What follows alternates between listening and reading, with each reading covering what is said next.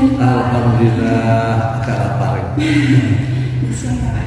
Iya. Jadi gini Pak, kita akan bincang-bincang asik terkait dengan komunikasi Islam atau bisa disebut dengan dakwah ya Pak ya.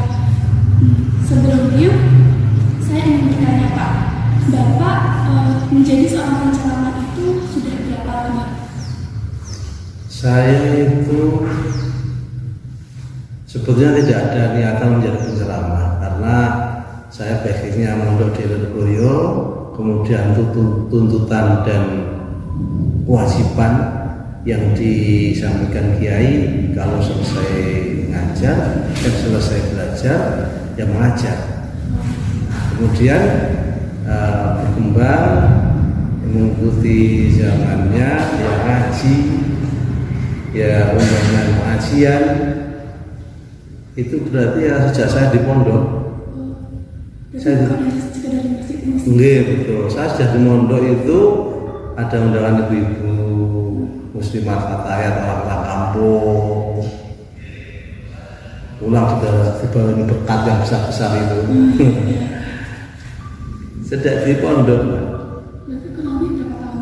Kalau saya di pondok itu selesai tahun 2000-an. Berarti sampai sekarang udah sekitar 22 tahun ya? Iya, segitulah ya. Terus yang menjadi sasaran Bapak dalam berceramah itu siapa Pak?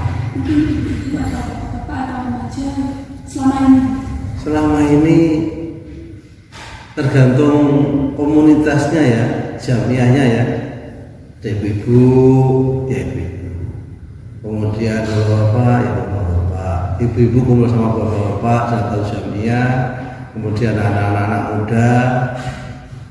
Ya, semuanya lah, ya, semuanya lah. Ya. Kemudian metode dakwah seperti apa yang Bapak gunakan dalam berceramah? Mungkin kalau ibu-ibu, Bapak gimana, bapak-bapak gimana gitu? Yang pertama itu kita harus memahami audiens kita ya. Jadi daerah sini itu kalau daerah perkotaan itu kan beda dengan orang-orang desa. Kemudian kalau anak-anak muda kan cenderungnya juga harus rileks, harus santai, harus memahami psikologi anak-anak juga ya, anak muda. Kemudian kalau di kota itu saya rata-rata menata fikih. Saya Rabu itu di Badan Pertanahan itu dulu mulai sudah hampir 7 tahun itu ngaji fikih tentang wudhu, tentang sholat. Misalnya bedanya Pak, misalnya Bapak dengan orasi gimana ya? Kayak dengan lagu-lagu atau bercerita metode itu. Kalau yang di jamiah itu modelnya ya pengajian biasa. Saya baca kitab, ada referensinya, begitu.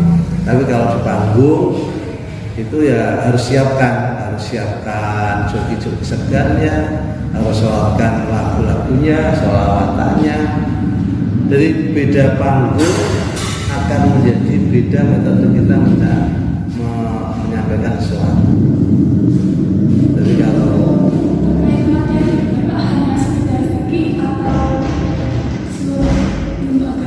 Jadi kalau gini, kalau di jamiah-jamiah itu kan permintaan ya. Ini sekarang ini permasalahan perempuan. Kemarin ada yang minta tema peran ibu terhadap pendidikan anak. Kemudian ibu-ibu menyikapi dalam fashion kecantikan.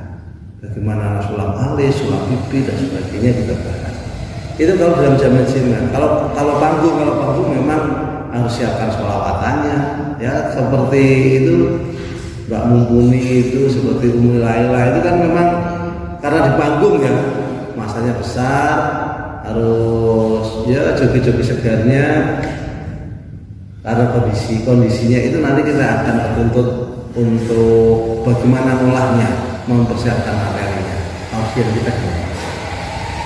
Kan Bapak kurang lebih sudah 20 tahun di dunia dakwah ya Pak ya.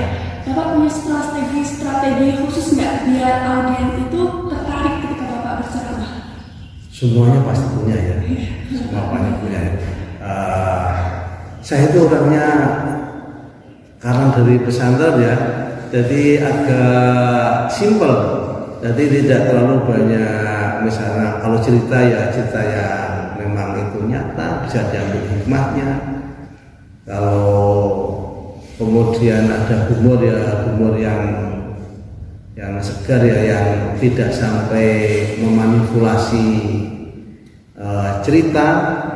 Jadi saya itu lebih banyak kondisi realnya, masih kayak kiai-kiai zaman dulu. Beda kalau sekarang ini kan ya sudah banyak perbedaan macam-macam. Kemudian harus menulis syair-syair dan sebagainya. Saya masih di panggung itu malah porsinya lebih sedikit dibanding dari ada ngaji-ngaji yang tema-tema keagamaan. Kemudian Pak, selama Bapak berceramah di Pulutan itu ada nggak hambatan-hambatan yang Bapak alami, baik itu dari Bapak sendiri ataupun dari alat yang digunakan ketika berceramah ataupun audiensnya Pak? Jadi begini, ceramah itu pertama kan kita siap-siap materi betul ya, kita siapkan. Kemudian yang jadi hambatan itu biasanya itu tempat sama sound systemnya. Misalnya di masjid itu ya, di masjid tapi di luar itu suara kita kadang kalah kalau suara mobil sama motor yang lewat. Itu konsentrasi kita berubah. Kemudian atau ada masjid, ada musola kita dendam gitu. Itu kemudian suaranya pakai atas, yang bawah nggak pakai kedengaran, itu sudah repot. Kalau yang di panggung rata-rata enak karena biasanya suasananya bagus, suara kita juga enteng, kemudian ada background terbangannya, wah itu malah enak wis. Maka saat ini itu kan banyak penceramah muda itu materinya ringan, kemudian ada hiburannya, ada terbangannya, kemudian apalagi yang cewek-cewek yang cantik lah banyak komentarnya itu.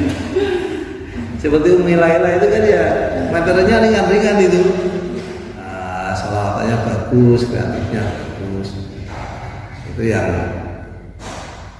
dikaji, ditiru enggak apa-apa. Ini tadi hambatannya ya. Bapak cara menanggulangi hambatan itu gimana Pak? Karena tadi sound system. Ya kalau sound systemnya nggak enak, akhirnya kita harus mestinya duduk, harus berdiri kita menghabari audiens supaya dialogisnya itu ada. Nah itu satu-satu cara mengatasi itu ya. Sebetulnya kan dakwah itu kan cara kita berdialog dengan orang. Paling penting itu ya dialog, tahu karakter orang-orang. Waktu sampai nalikan pacak lewat duit sampai pedaturin tema sedekah kan ya kacau kan itu. Ketika orang dalam keadaan lapar, dalam keadaan sulit, ya temanya kita siapkan tema yang tentang sabar. Ya walaupun susah-susah tetap sabar. Jadi sebelum kita berceramah itu kita harus tahu terlebih dahulu audiens kita itu seperti apa gitu ya Pak? Oh iya, harus tahu itu darah ini begini, ini darah abangan ini. Maka kita jangan kayak agitasi, kayak ngajak perang, nanti malah tidak jadi. Oh ini daerah ini, daerahnya begini. Nah, orang itu harus sudah bisa memahami orang lain. Maka sebetulnya itu kunci sukses dari semuanya. Sampai punya teman bisa memahami, oh karena begini, maka saya harus begini, sukses itu. Itu bukan buat dalam bidang dakwah saja, dalam bisnis, dalam pekerja, kan kita harus tahu orang-orang itu inginnya gimana. Jadi memahami orang lain itu kunci daripada kesuksesan apa yang menjadi tujuan kita. Dapat disimpulkan kalau misalnya jadi seorang penceramah itu dalam kondisi apapun kita harus siap ya Pak ya? Iya, harus siap betul. siap, maka menata satu materi kita yang paling penting keikhlasan kita, karena orang itu akan ada masanya. Jadi masa di mana apa yang kita usahakan itu akan berbuah manis. Tapi untuk menuju ke sana itu kan panjang. Misalnya mbak-mbak ini nanti sampai di masyarakat ngaji pelan-pelan, kadang-kadang nggak didengarkan, masih muda, kan gitu. Kadang-kadang tidak dianggap karena masih junior. Itu tantangan yang menjadikan kita harus terus supaya Anda tidak dilupakan orang. Kalau Anda dilupakan orang, sudah tidak dianggap, ya sudah. Menurut Bapak, apa saja faktor yang mempengaruhi keberhasilan dari suatu ceramah, Pak? Keberhasilan itu satu, ketika kita menyampaikan itu sudah materi kita, kemudian diterima, bahwa dakwah itu yang menyampaikan agama, bukan untuk yang lain. Kalau sekarang kan sudah mulai dunianya kan sudah dikomersilkan, saya tidak, sehingga ya hidup itu agak datar, tidak terlalu menanjak kita ini. Karena kemudian saya disibukkan dengan pengajian kita. Kalau Sabtu itu masih kita pagi mulai puasa sampai pagi jam 5 sampai jam 6 itu pengajian kita. Yang datang sudah berbagai macam, karena ada kitabnya kita lebih enak. Dalam berceramah, Bapak punya itu nggak, Pak? Sosok yang menginspirasi Bapak. Jadi Bapak dari sosok itu, saya harus berceramah seperti dia. Jadi inspirasi betul. Kemudian ada Imam Yahya Mahfuz, keduanya sudah wafat semuanya.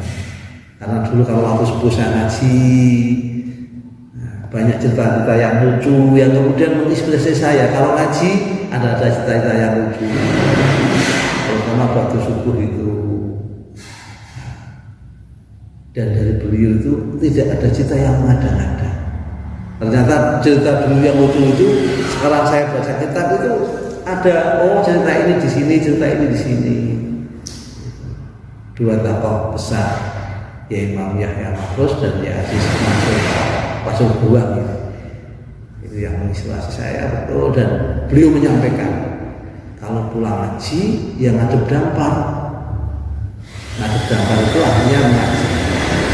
Sampaikan ilmu yang dapat dari pondok dalam rangka syukur kepada Allah. Jangan sampai ilmu itu tidak disampaikan. Kalau ilmu tidak disampaikan itu menjadi mandek. Kalau disampaikan, maka frekuensinya akan bergelombang terus. Dan itu termasuk amal jariah. Maka motivasinya ya begitu.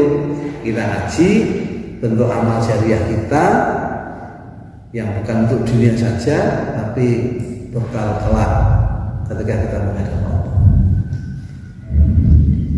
Selama 20 tahun berceramah, Bapak membentuk ciri khas untuk Bapak sendiri nggak, Pak? Kayak, Bapak ini ciri khasnya kayak gini gitu.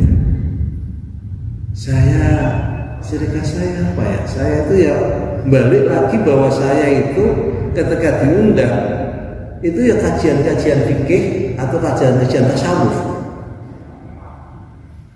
Kajian-kajian fikih atau kajian-kajian tasawuf. Jadi kalau kemudian itu berarti temanya fikih atau tasawuf. Jadi dari materi ya. Kemudian cita-cita segarnya bisa dinikmati dengan cita-cita yang tidak dibuat-buat. Gitu. Jadi kalau misalnya diundang di TV-ku, yang tampil itu ya tema-temanya tema remaja juga. Tapi kembali bahwa materinya itu ya standarnya kitab. Jadi begitu. Ada nggak, Pak, unsur-unsur yang penting yang harus kita masukkan ketika kita dalam berdakwah? Jadi tauhidan itu pertama, kecintaan kepada Allah dan Rasulnya, kemudian jihad, orang mau membela agama. Membela agama itu dalam bentuk apa? Mau beribadah, mau berjamaah, keikhlasan, itu paling penting.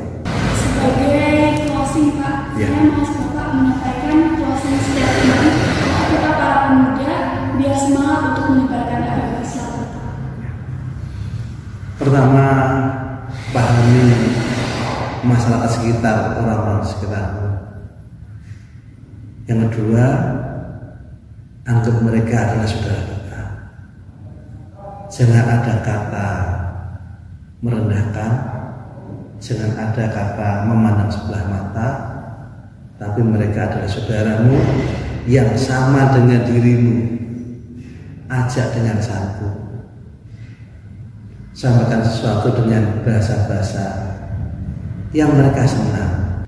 Hakikat hidup itu menulis sejarah. Hakikat itu menulis sejarah. Gajah mati meninggalkan gading, macan mati meninggalkan.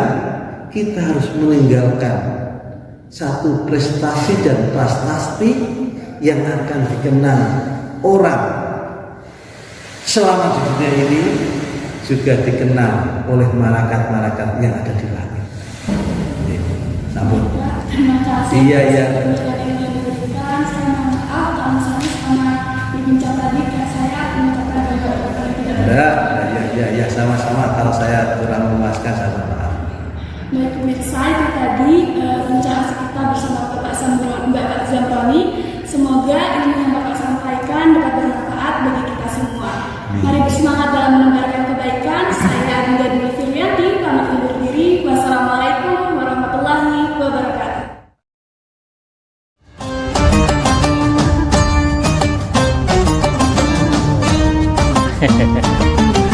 Dan kali ini kita akan bahas tentang resepsi. Mau resepsi takut resesi. Resepsi tahun Resesi. resepsi.